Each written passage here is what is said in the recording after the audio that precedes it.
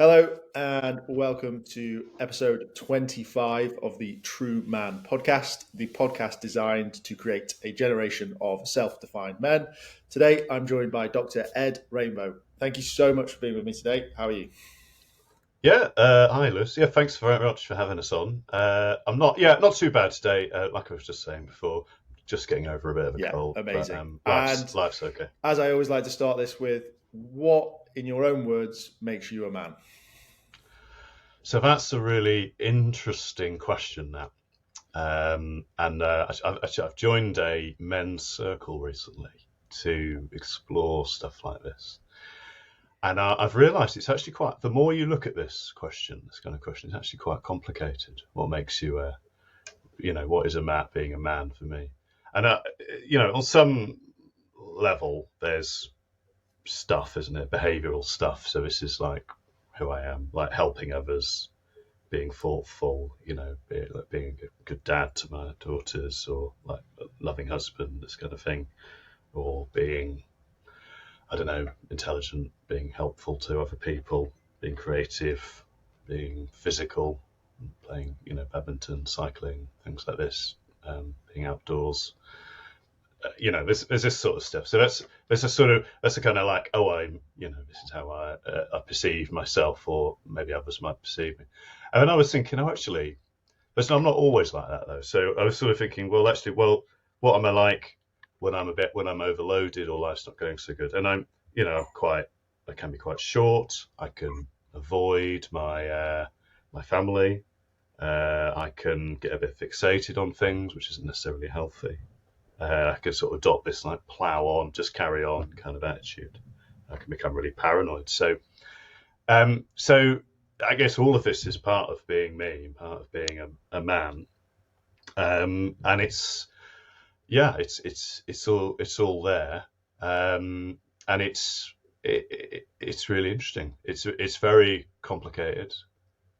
I feel in some way a bit conflicted even answering the question as well, like why are these things male? I don't think necessarily any of them you could equally apply them to another female or whatever. So that's just some initial thoughts on that. I mean, what's your take on it?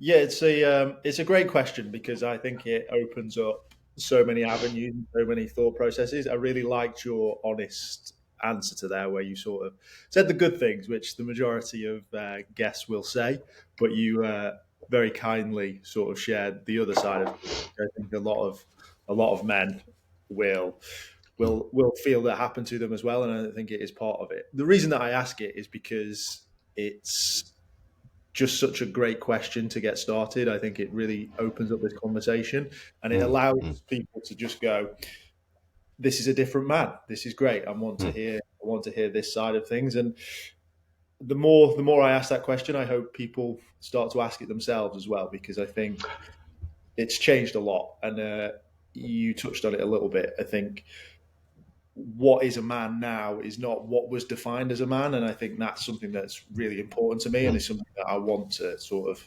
encourage people to have that conversation openly.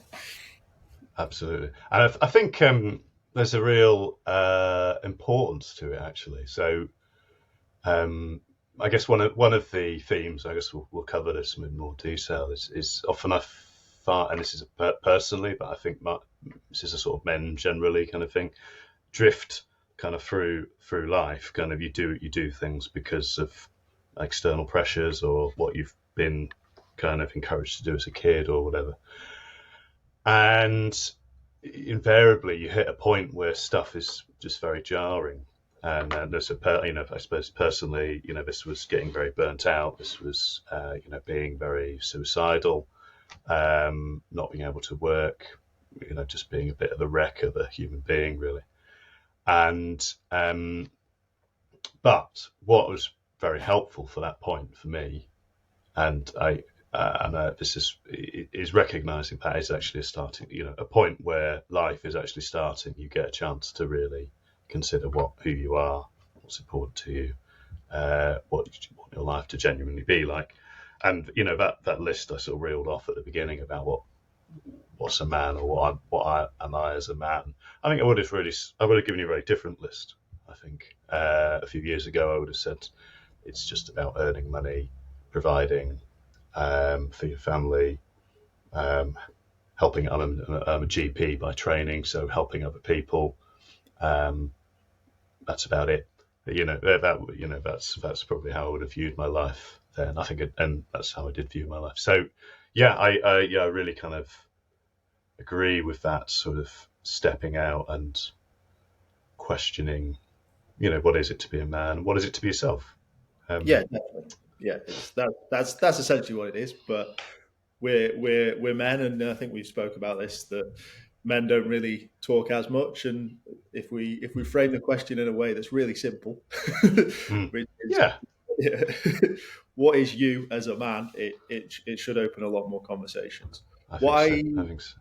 what I'd love to start talking about, if that's okay, is what you sort of alluded to there. So, how did you find yourself in this space? What was the story?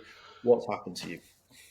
Yeah, a lot. is the honest answer. So if we go back 5 years, so that's it's pre-COVID. So Yeah. imagine that. So I, as I say, when people sort of said, when friends said, "Oh, how's life going?" or whatever, I could say, "Oh, it's great," and you could reel off the "it's great" kind of things. I was a partner at a very successful general practice.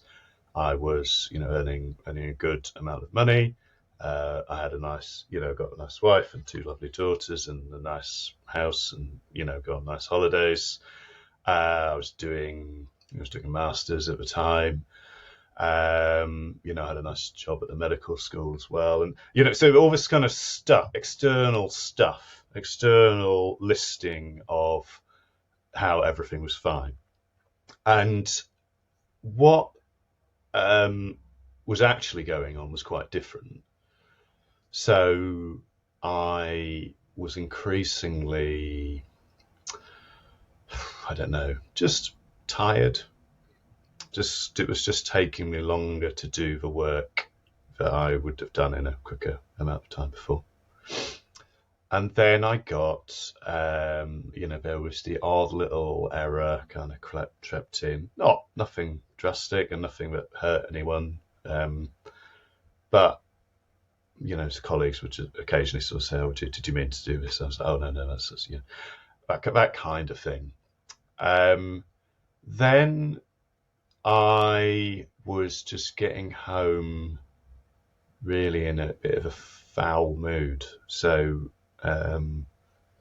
my wife was some of the time she was just had the kids, it was 12-hour days or whatever. As a GP said, she had the kids were quite young at that point. So and just being quite annoyed and irritated by her and by my children, which again is not. I couldn't really put my finger on why, or even more sort of odd was just sort of running out of the house. Just I had to kind of get out of somehow. Yeah. My body just and then there was a bit of as I didn't define myself as a sort of heavy drinker, but Fridays and Saturdays it'd be 3 beers or something like this each night at home, or usually at home, interestingly. So the socialising kind of element of going to the pub had sort of dropped out with this. And then I really was. I used to cycle back. It was about 7 miles away to practice, so I used to cycle back, which was a good de-stressor. But as I was cycling home, increasingly, I just used to get thoughts like, wouldn't it just be easier just to swerve into the other side of the road and have be hit by a car? And through all of this, I didn't really ever stop to think, this isn't right. This isn't like so somehow what there was no sort of consideration of the path or the things that were happening. And reflecting back and saying that, it's still quite upsetting actually, sort of saying that now. And reflecting back, it's quite kind of alarming how that all sort of crept up slowly over probably a year or two. Now I got very lucky, because I remember one Saturday morning I was so exhausted I just couldn't. I physically couldn't move. I was so just broken, and I think I can't. And my memory's a bit vague about all of this. I think either I just didn't go to work, or I phoned up the manager and just said, "Look, there's something really wrong here." And I went and sought some help. I was lucky. So the NHS has a health service for healthcare practitioners that runs a bit behind the scenes, called Practitioner Health. So if anyone in the sort of GP sphere is listening, or dentists or things like this, it exists, and it had basically it was set up because people there's a recognition that doctors hid all this stuff basically, and self-medicated a lot of the time with prescription meds or alcohol or whatever. And but I felt like I could approach that and use that. So looking back, it looked safe. It looked like you're not going to lose your job. No one's going to report you anywhere. Because I was quite sort of paranoid at the time. So I approached, and they basically said, it was very, very kind. And they said, basically, you're severely depressed, severely anxious, and you're really burnt out from working. And I found that very, very hard to accept. I was to say, you're talking about someone else, right? You recognise the stereotype. And I used to. It sounds crazy. It was about a third of general practice appointments are mental health related. So I remember having appointments where I was thinking oh, for God's sake, you're stop complaining or whatever. And then, which I never said that. I never said that. And then I had ones where they were saying, I was like, actually, I'm worse than you are about this, but again, it didn't do anything about it. So anyway, I took time off, and then I felt incredibly guilty, and I felt like a failure, because you have all these people who dependent on you, or so you perceive, or so I perceived at the time. But what I noticed over time, I took quite a few months off actually. It was actually that I started to feel better. Yeah. And I then started to explore. So what the doctor I saw actually was, I said, actually, I don't want to go on antidepressant tablets. So he said, do you want to go on? I said, no, I don't. I wasn't very convinced they worked, basically, from seeing them in action from prescribing to people.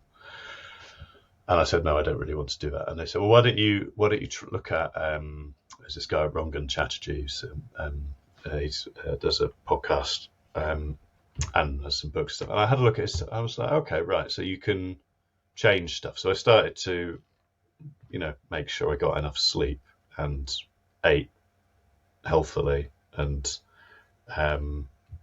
made sure I exercised enough, and just sort of simple stuff that everyone knows that you're meant to do, but it's harder to do in reality for a variety of reasons. So I started to do that, and then I started to get better, which was was good. And I actually reached a point where I was like, oh, actually, I feel better now than I have done at any point as an adult. Yeah.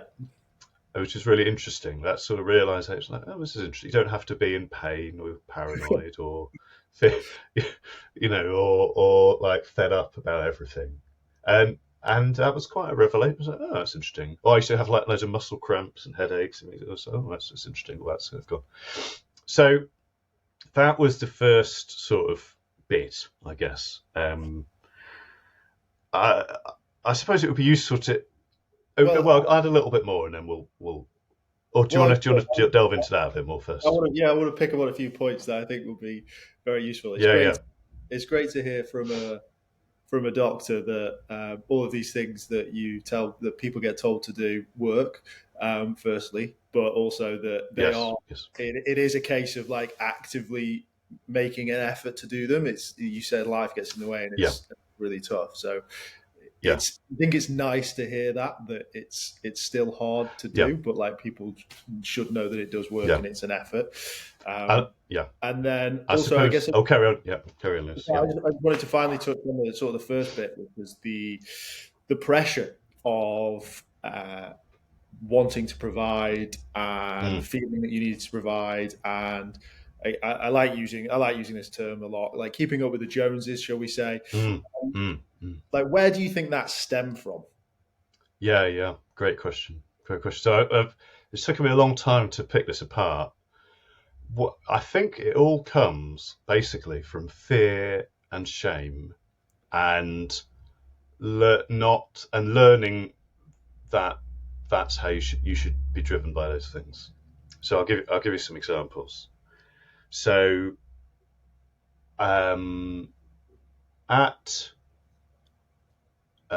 so that's one example. So at school, so when I went to a boys' sort of private high school, and I'm not from a well-off family at all. We got there was a scheme sort of paying for it essentially. So it's very out of place, and there was a degree of, it wasn't horrendous, but there was a degree of bullying that went on. And one of the things was occasionally someone would come up behind me and like hit me with a stick or something like this, right? And the lesson that I learned there was basically someone might attack you at any point. Keep your head down, stay anonymous. And I only really realised that I'd learnt that lesson maybe the last year or two. So, and a lot of sort of how I'd got through life was basically being driven by just keep your head down, keep going. Don't stand out, that kind of thing. So that was one thing. And then another thing was, so my dad died when I was 16.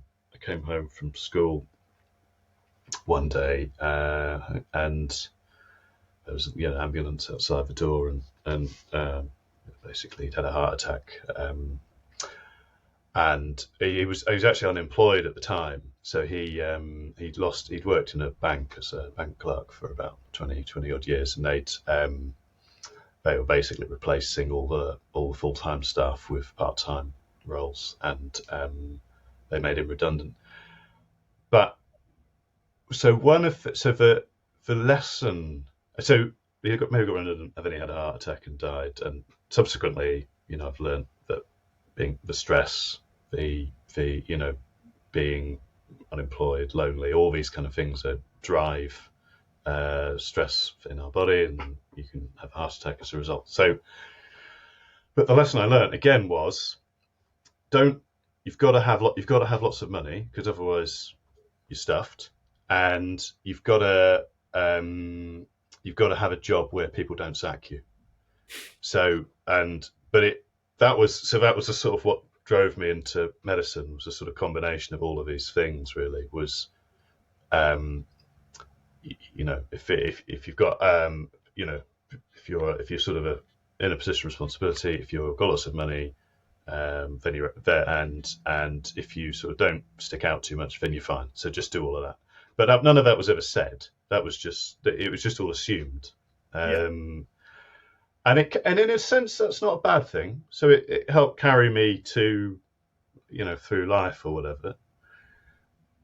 But equally, it was actually quite a harmful kind of mindset, because I took on more and more jobs to earn more money, despite being a GP. There's this sort of fear, I don't have enough money, I'll just get another 10 grand. I'll just take on this role. Yeah. And that all sort of built up. So Yeah, I think that's the basic. The basic thing is fear, it's shame, it's not stopping to consider. That's the real answer. And once you do stop to consider, you can tell yourself a different story, basically. So, what's your take on all of this, Lewis? I mean, you Yeah, I went mean, quite a lot like through. it's sort of a similar vibe. I was like always tried to earn as much money as possible. I think that was like a goal of mine. I don't Mm, really know why or where it came from. Like I wasn't poor growing up or anything like that, and mm, I was like very middle of the road. Um, my first role out of uni was commission based solely. I think that had a mm, huge impact on it. It was in finance. I think that also is quite a toxic world, even mm, still, um, and is very like cutthroat and very like competitive. mm, I've naturally just been competitive my whole life. Like mm. I can't do I can do stuff for fun. That's a lie, but there's there's always going to be a competitive element to it. I don't know Yeah. why. I don't know how. Even if the other person doesn't realize there's one, there is to me, um, which is fine. So I think that's sort of where my mindset was with it, Yeah. and I my story, I sort of lost all that and was sort of left without my business and what I was doing. So I was sort of, and when it was all gone, it was like, okay, now what? And it was it could have been just a rebuild from a financial point of view and gone again, but I was in a really bad place and I decided to look at other avenues and sort of change Mm, my ethos. And like I think my final point on this is that money isn't bad. Earning money isn't bad. Having a drive for money isn't bad. But when it engulfs you and it's your only goal, mm. then I feel it's almost an addiction, and that an element of a problem there that is deeper Yeah. rooted. Yeah. Um, Yeah. Yeah. Yeah. is that I recognise it's never, it's never enough. I will earn more this year. But I could earn more still. But it's a sort of thoughtless yeah, um, acquisition. And you're right. You need money to get by. And there's lots of people that suffer through poverty in this country, and so it's not a bad thing. It's just a thing, isn't it? yeah, Well, there's an interesting book called Your Money or Your Life. I can't remember the author's name now, but essentially it's the idea. It's a mindful approach to money. It's I'll check that out. what do you need your money for? Yeah, Yeah, what do it's a good route. What do you need your money for? Do you genuinely need the keeping up with the Joneses, as you say? And yeah, how do you go about how do you get being more congruent with your money? So yeah. yeah. Nice. I'll definitely check that out. And then, sort of touching on your story again, you sort of reached out to for support. Hmm. And there was an interesting thing that you said there. You didn't feel judged, or you didn't feel that there was any pressure to have that conversation with those people. Yes, yeah. I mean, I was quite fortunate for that actually to be in place. So the doctor was always a GP who had an interest in this sort of area, and yeah, they were just interested in really helping me. Really, I think that was their motivation. I mean, I guess like my kind of motivation for helping other people is to say it's sort of an intrinsic driver or whatever. So they were very helpful because I think what was useful, and this is what I try and do with other people. I've always done as a GP, and when I do this sort of work with men now, it's you need to be on a level with the other person. So the traditional doctor model is the doctor knows everything, Yeah, and the patient is somehow underneath them, and you just do what you're told, kind of thing. And there's various problems with that, and but I think some of it relates to ego and all this kind of stuff of the doctor, and slightly precious kind of thing. But actually, anyone can go and look up the information that you need to know now about anything very straightforwardly, and they can come to their own conclusions about what is going on with them. And then it just needs to be a kind of sensible discussion, right, about as partners, really. Anyhow, that's an aside. So they were very helpful. They suggested things that I was in agreement with, essentially. So it's like saying not the tablets, but actually exercise, eat healthily, get enough sleep, etc.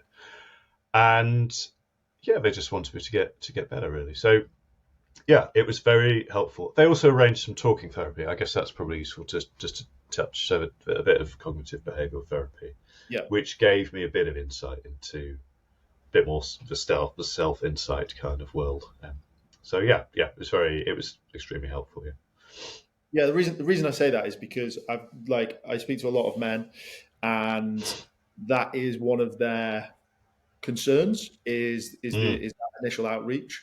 And it was interesting that you said the traditional doctor role is above and below, and I feel that is felt by a lot of men, and I think no matter what that is.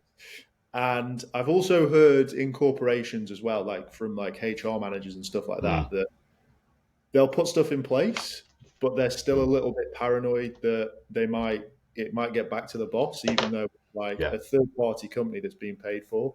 And that's really interesting because there's no way legally in this country that would even ever happen.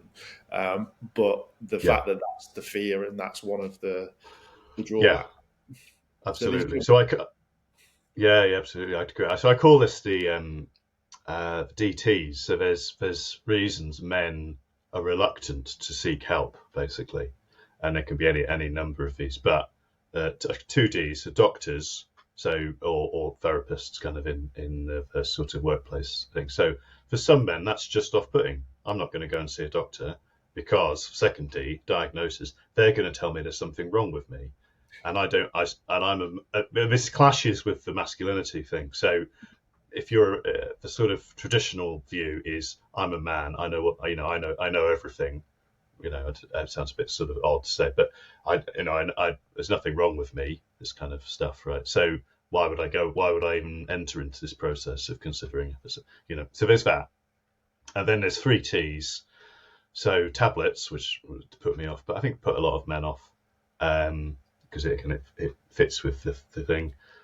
Talking therapy, again, men can be very good at talking, but the idea of going to see someone who you don't know, who's sort of labeling, who there's a label of something wrong with you, can be so that initial step can be really challenging.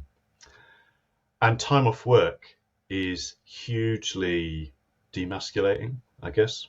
I think that's a really big problem, because if you're not working, and we touched on this, like what is a man? If you're not working, that's a real challenge to masculinity. I think that's a real challenge to what is a man in our kind of societal sort of construct. So, to some degree, the solutions we have on offer, the sort of mainstream ones, the work-related ones, often present problems, and it can. I think we can be a bit reluctant to think about that's an issue per se. The help we offer is not the right help. Yeah, that's. I think that's I didn't seek any help. I self Googled and went down that route because I like my partner at the time was, you need to see someone, and I was like, I don't. Yeah. And like it's something that I still I now consider, and I have friends that have seeked it and said it's the best thing ever. They said speaking to a stranger is the easiest thing in the world. But it's now I consider it, but I had to get there on my own to even now consider it an option. Which exactly. See, what would do you recall any sort of barriers, or is it just I'm just going to sort this out? It's just another thing I have to sort out, so I'm just going to sort it out, kind of thing. Yeah. So what was it for you? Yeah, it really was that, because the position that I was in was I essentially had lost my purpose as a man at that time. Like Mm. the business that I was working on essentially frittered out into nothing, had cost me a lot of money. I was no longer living in London. I'd moved from London back here just after COVID. COVID was huge pressure for me. I was trying to keep people employed and like, Mm. yeah, some people had very relaxed COVIDs. I definitely didn't. And yeah, it just sort of all ended and I was just like left with nothing. And then the suggestion was to go and speak to someone. So it was like, Mm. well, I've got nothing. So let me try and do something. And that was my approach to it, was like, how do I get out of this? And it was like as simple as 10,000 steps, eating healthy. Like Mm. I have a photo. It's about 2 years ago now that it was like where I took this photo, and I was like, you can see I'm white. Some of the first episodes of Mm. this, well, I'm like, I'm skinny, but I'm like, I'm fat, and I'm not in any shape whatsoever. And yeah, I just made that change, and that was the start of it. Mm. And then Mm. I started doing these podcasts and talking to people. That made me feel better that people were going through the same Yeah. stuff. Like it's Yeah. you think you're alone, so that was good, and that was get sort of my therapy. It was quite cathartic doing that, and Mm. then I got into a position where I felt better and that I could start doing other things. And like I say, now it's something that I consider, and it's something that I may do in the future. I started watching stuff on like mentality, so like sports mentality Mm. people sort of like Mm. talk Mm. to high performing athletes about that sort of thing. So that's interesting. I guess that's a form of therapy, right? Mm. So Yeah. that's something that I want to consider, because that's the difference between getting higher and moving forward, or sort of staying at the same level, I guess. And as I said, Yeah. I am still competitive in that field, I guess, and I want to improve on that. So yeah, that's my Great. view on Great. No, that's thank you for sharing that. I mean, that's great that that's you started that sort of upward spiral that you kind of described through relatively straightforward things, sort of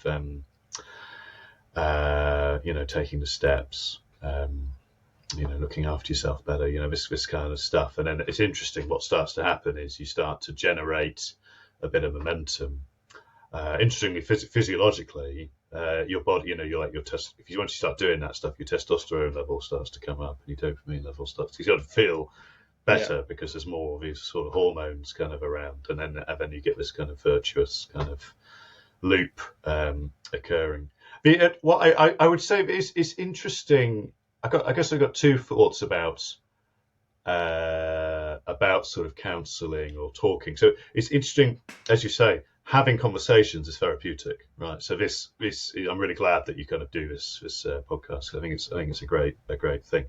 But actually, probably the person who benefits most is probably you from the whole thing, because you're the one having the conversations all the time. Yeah. But actually, I hope the sort of audience, just hearing that men go through difficult times, and there's different approaches is great, right? So that's one thought.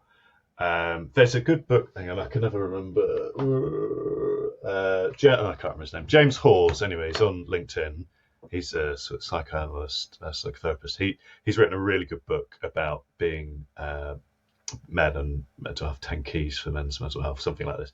So that's if people want to sort of just dip the toe in to that side of things, that's a really nice book to read. And it, so much of it resonated with me, just sort of reading through it, about kind of anger, about emotional understanding, emotional expression, this kind of stuff. So that's really good.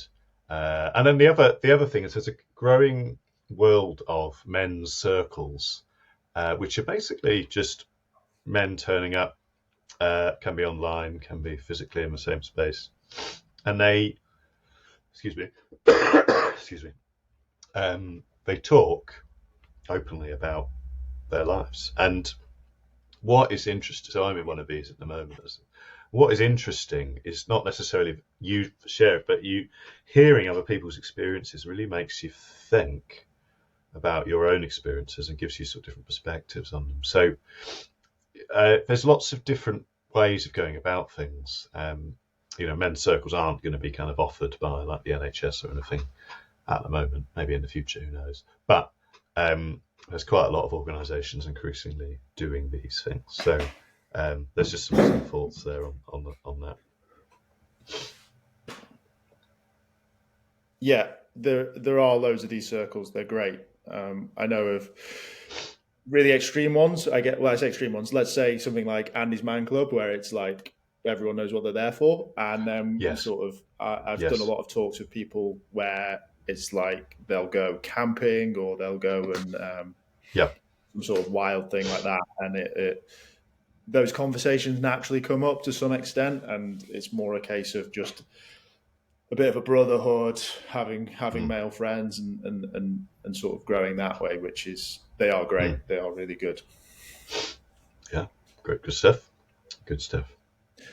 You said that this is mainly, I get the most benefit out of it. That was the selfish reason that I started it.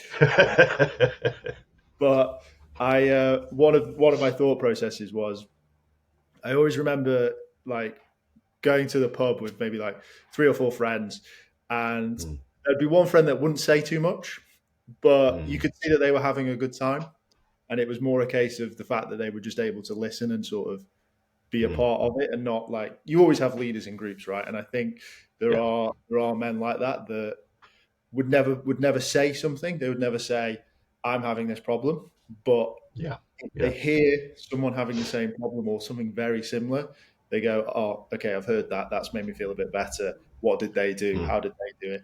Not going to tell anyone, but they can get a bit of solace from that.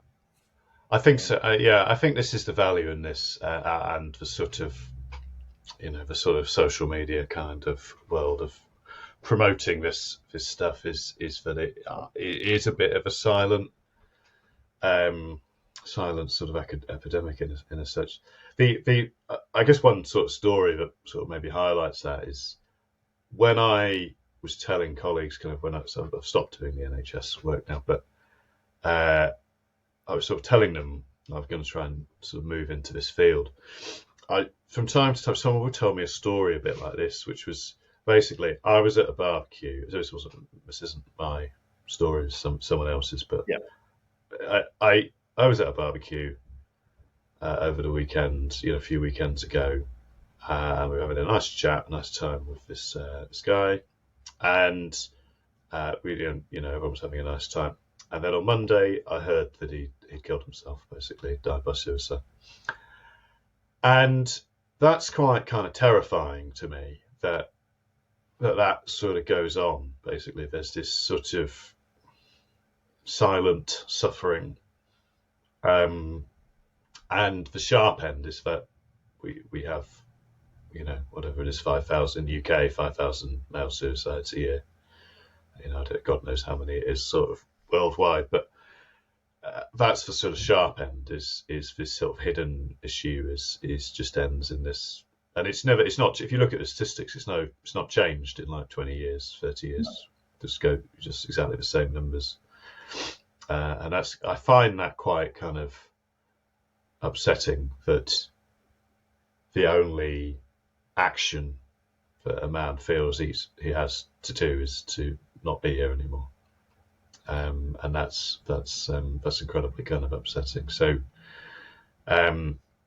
this is why we need to sort of try and do this work. I guess it's a nice segue into sort of where you are now and what you're doing now, I guess, because I think absolutely. We need more of this, and we need more of different things. So what is it that you do now? Yeah, so I guess I do a mixture of things, really. So I do some bespoke things. So where men approach me with their issues, and I sort of work with them to come up with something that works for them. So that can be straightforward stuff around coaching for lifestyle changes, like we've talked about, just how you're going to get that exercise done, how are you going to eat healthily, specifically, or how you're going to cut down on your alcohol or whatever, this kind of stuff, right? Or so there's that element. There's sort of behavioural therapy type elements. So there's sort of looking at emotions, like why do I get angry all the time in this situation? There's sort of unpacking what that is, or even sort of traumatic events. If it feels safe to sort of unpack what's happened to them, and often it's sad, other men that they know have died by suicide. It's often a quite common theme, sadly. So there's things like that, and then there's also another element I offer is around looking at supplements and things like this. So often we're kind of deficient in various things, vitamin D, magnesium, various things that you can supplement and improve mental health, interestingly. So there's that. And then there's another arm, which is I do a bit of work with men with low testosterone.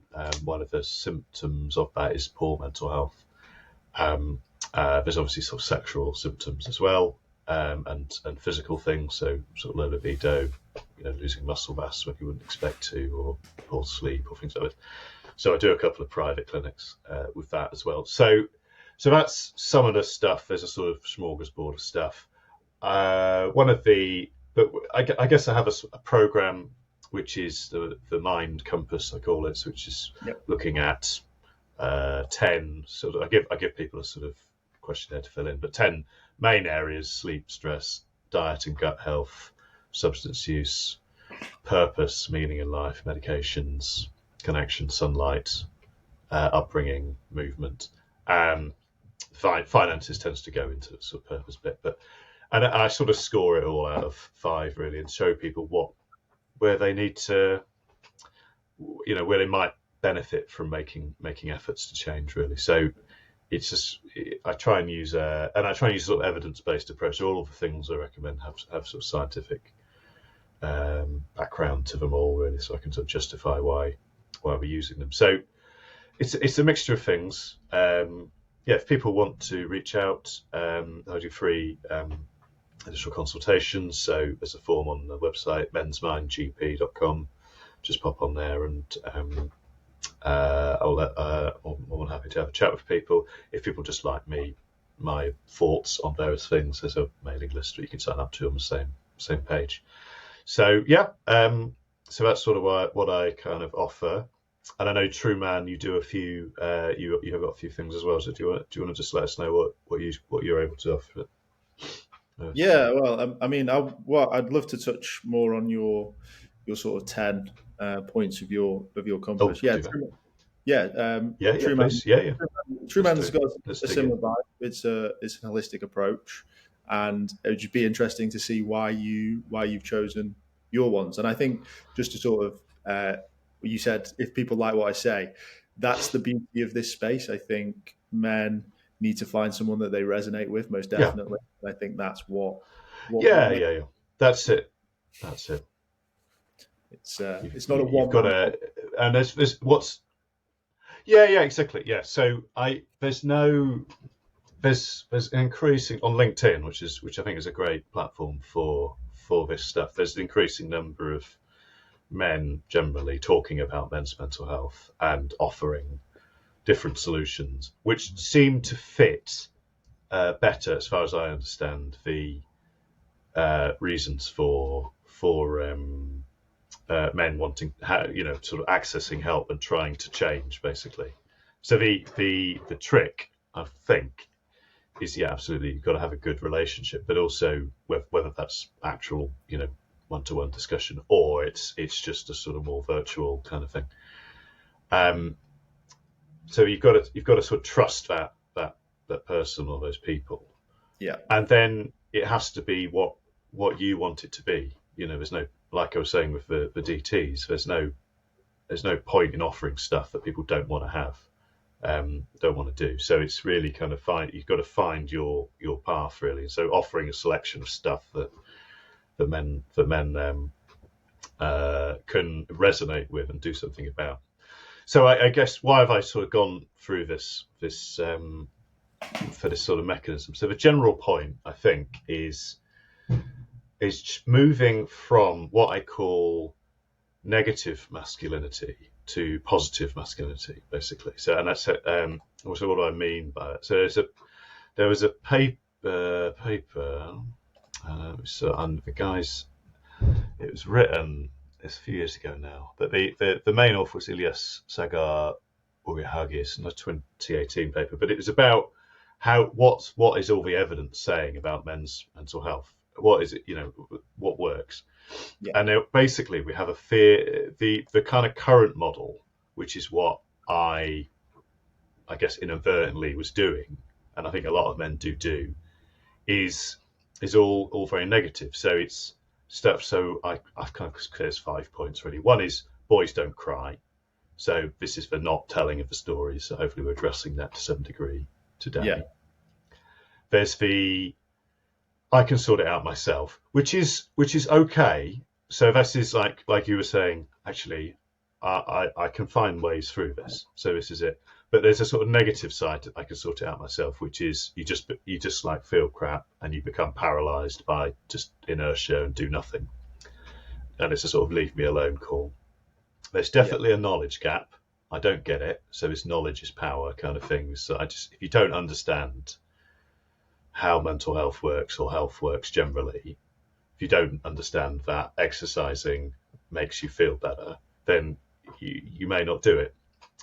And then there's stuff about, as we said already, I'm not going to see the doctor, that kind of thing. And there's nothing wrong. There's nothing wrong with me. That kind of classic kind of response to someone Ignorance suggesting.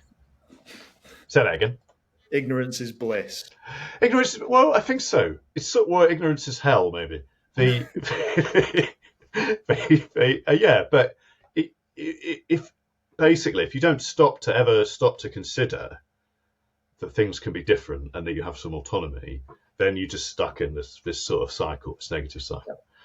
So my feeling was, okay, well, can we just turn all these around? So I kind of call this positive masculinity, really. So, excuse me, instead of boys don't cry, why not we say it's okay to share stories and talk about it? So we get role modeling. I'm just being interested in other people's stories. So this is the men's circles kind of thing. Yeah. If we empower people with knowledge, so this is all the sort of stuff on LinkedIn or the stuff you can access via your service or my service, then people will understand. And if we understand, then you have a choice. Then you can say, well, okay, I know exercise makes me better. For example, I'll choose not to do it, or more likely, I will choose to do it. Just accepting that men maybe just because of whatever reason, social conditioning, physiology, whatever, just men are a bit different and they need different approaches, like we talked about.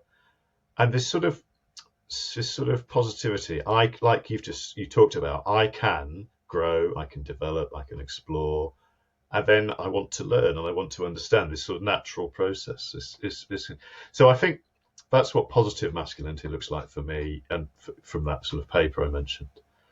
The Mind Compass, I guess that came out of partly, I did a diploma in what's called lifestyle medicine, which is basically looking at the science of all of the stuff that we've been talking about, and sort of derived the evidence questions to try and understand and look at things that we can change. So, you can change how much sleep you get by doing various things, going to bed at the same time, having good phone screen hygiene, turning off screens, things like this, getting early morning lights, not eating before, a couple of hours before bed, stopping your caffeine at midday, these kind of things, right? So and all of these different areas that I described, they've all got things that you can change.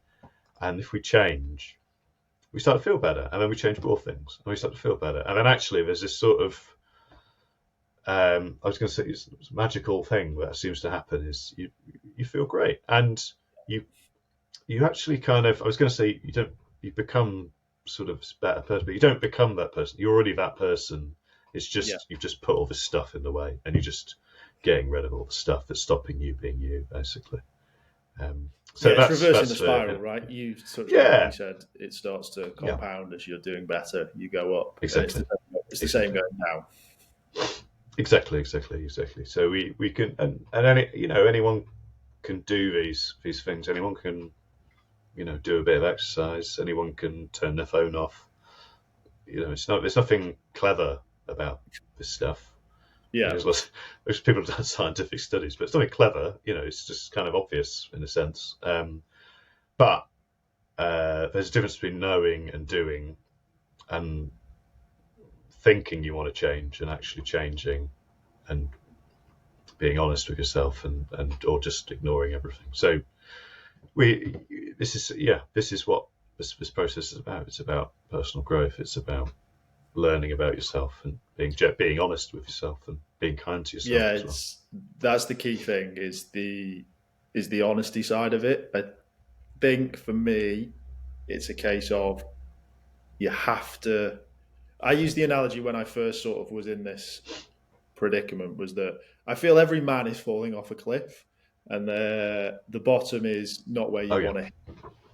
And I think from about the age of maybe even earlier, but let's say the official age of a man, 18, and social pressures and these sort of things kick in, I feel everyone starts falling. And I was going to ask you actually at what age you sort of had your epiphany, your breakdown, and then sort of those things happened. And so I'm 44 now, so this is probably 39, something like this. yeah, And I think I like that idea that you're somehow falling. I think that's a good thought, and I think actually it's from birth. I think yeah, we're given, maybe even before birth actually. You're given, you get the scan done. Is it a boy or a girl? It's a boy. The room gets painted blue. The football, whatever jersey gets bought and whatever. It's you play football rather than going dancing or whatever. So all of this stuff is, and the language is all, you're strong or whatever, be a good boy or whatever, and actually it's all there. It's all put in. I remember just a slight aside, but I think it illustrates the point. I was in a park last year, and this little boy, he was about 3, fallen over, cut his knee, and his dad was there, and the boy was crying. I think he'd fallen off some swing or roundabout. And his dad's reaction was really interesting. His dad's reaction was shouting at him, "Don't cry! Just got more and more angry. Don't cry! Don't cry!" And of course, the boy was crying more and more. And for the mum, if it was his mum, would have got a completely different reaction. yeah, Have a hug. He would calm down. Off you go. Right.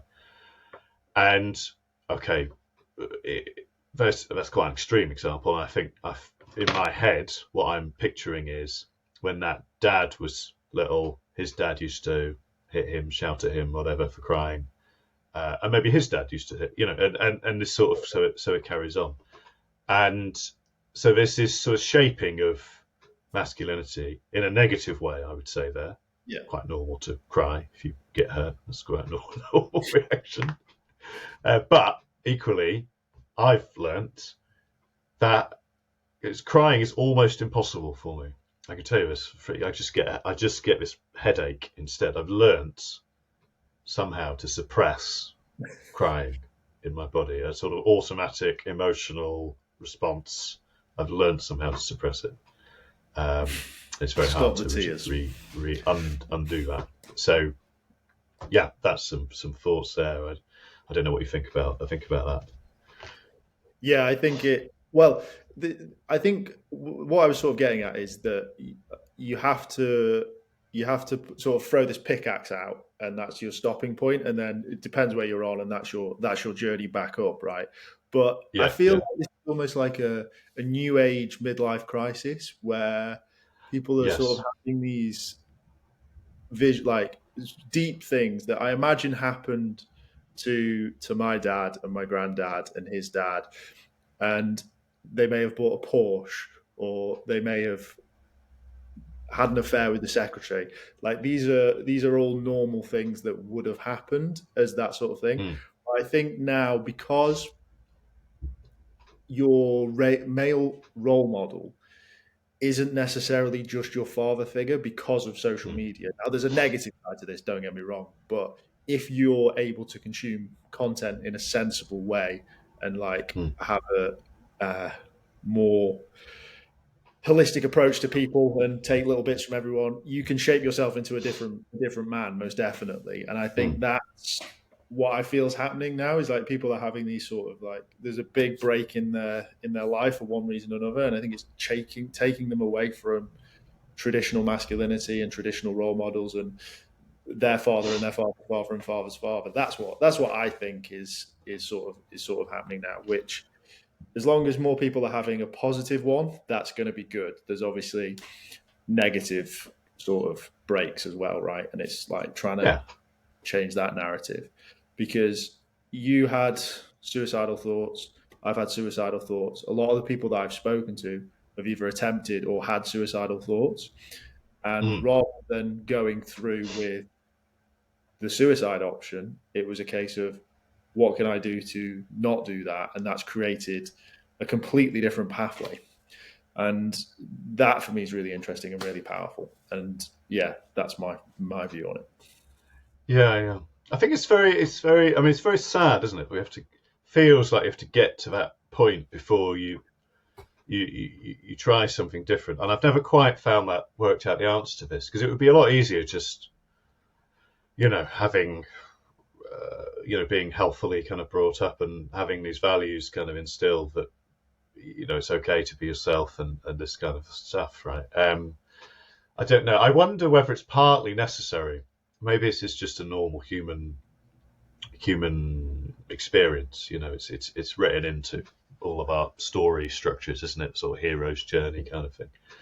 Yeah. Or the other one where it all kind of collapses into a big mess at the end or whatever. So the I guess that's maybe it's just part of being a human being. But I guess, yes, we do.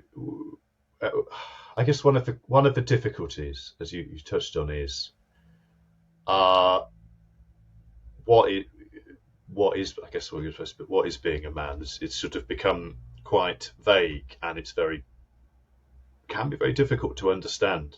What, if your role changes all the time, or if I don't know, you haven't got a relationship, or you're divorced, or whatever, these things that make you kind of question things. I think one of the things is definitely work roles is very, very challenging. A lot of work roles are going to disappear or change in nature, and whether you have to sort of be up for this sort of constant challenge, almost this sort of, and whether that's tolerable or not, I don't know. One of the more I read something in a book called by Yuval Harari. He wrote a book called Humans, but he also wrote a book about the future of humanity. I think it's called 21st Century Humans or something. I can't remember. But he said one of those things he was talking about, in the future, a lot of men, it's about 15-20% of men, their main access to employment will be being a cleaner, because that's just going to be the only opportunity available to them. There's nothing wrong with that, but equally, that could feel quite demasculating. That could feel like, I'm not a worthwhile person, or whatever, or you could easily interpret yourself in that lens. So there's this constant sort of battle about what we've been told, what we should expect, how do we exist in the world. So yeah, it's a very difficult challenge. Very difficult challenge.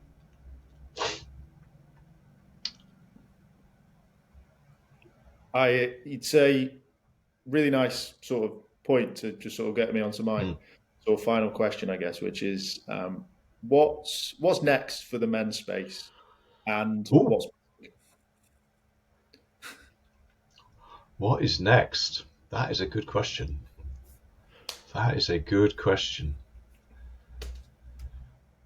I think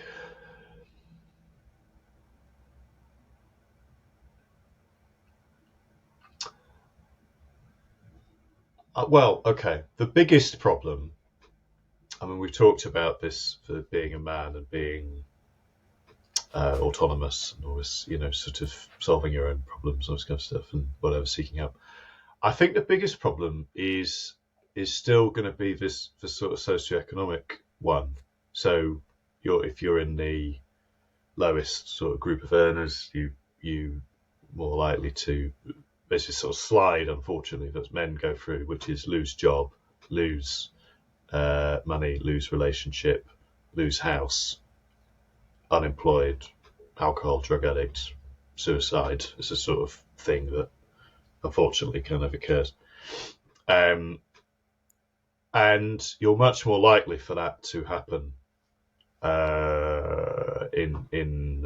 where you have a sort of fragile work situation, or you have very little money or reserves or whatever. And I think there's a sort of societal level problem there where that needs to be addressed. We need to be able to help people in those situations in ways that are acceptable to them. I know I know that there's and I've forgotten the name of them, so I would give them a shout out. But there's an organisation in the Northeast that does basic stuff like this. They do kind of men's circles, men's groups that kind of combine a bit of this sort of working with a bit of support in other ways, sort of job support or whatever. So you're trying to make kind of communities and things like that. So I think if as always, if you were to try and target your energies effectively, that would be the area to target. I know the government have taken on a men and boys kind of role. Mark Brooks on LinkedIn's very good at talking about this stuff. So that's probably where I would try and put the efforts if I had some control over these things. Do you have an opinion on this, on Lewis?